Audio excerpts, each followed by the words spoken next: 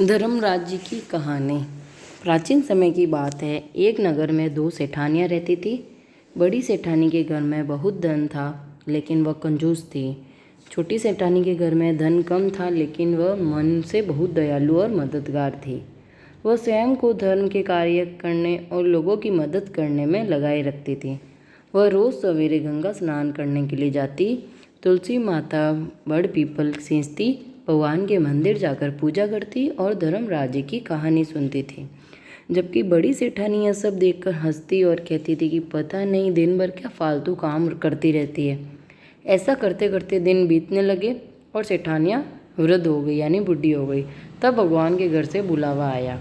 छोटी सेठानी को लेने के लिए धर्मराज जी ने अपना विमान भेजा, जबकि बड़ी सेठानी को दूत मारते हुए ले जाने लगे। रास्ते में बड़ी सेठानी ने कहा कि मुझे भूख लगी है। तब दूत बोले कि यदि तुमने जीवन में किसी को खाना खिलाया होगा तभी तुम्हें खाना मिलेगा। थोड़ी देर बाद उसने फिर से कहा, मुझे प्यास लगी है।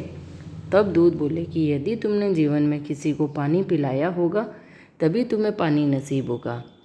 रास्ते में उसके कांटे चुभने लगे और तेज गर्मी पड़ने लगी, लेकिन दूत उसे घसीटते हुए ले गए। अब बड़ी सेठानी बहुत पछताने लगी कि मेरे पास सब कुछ होते हुए भी दान धर्म नहीं किया। इतनी देर में धर्मराज जी का दरबार आ गया। वहाँ जाकर उसने देखा कि छोटी सेठानी भगवान के पास सिंहासन पर बैठी थी और उधर बड़ी सेठानी को तपते हुए कुंड में डाल दिया गया। तब बड़ी सेठानी बोली कि मुझे सवा पहर का समय दीजिए, मैं वापस आकर दंड भोग लूँगी। धर्मराज जी बोले ठीक है। बड़ी सेठानी के शरीर में वापस प्राण डाल दिए गए। धरती पर आते ही उसने पंडितों को बुलाकर धर्मराज जी की कहानी सुनी और सब तरह के दान धर्म किए। इतने में समय पूरा हो गया। अब की बार बड़ी सेठानी को लेने धर्मराज जी का विमान आया। सवा पैर के दान धर्म और धर्मराज जी की कहानी सुनने से बड़ी सेठानी को स्वर्ग की प्राप्ति हुई। धर्मराज जी ने जैसी कृपा सेठानी पर की, वैसे ही सब पर करना।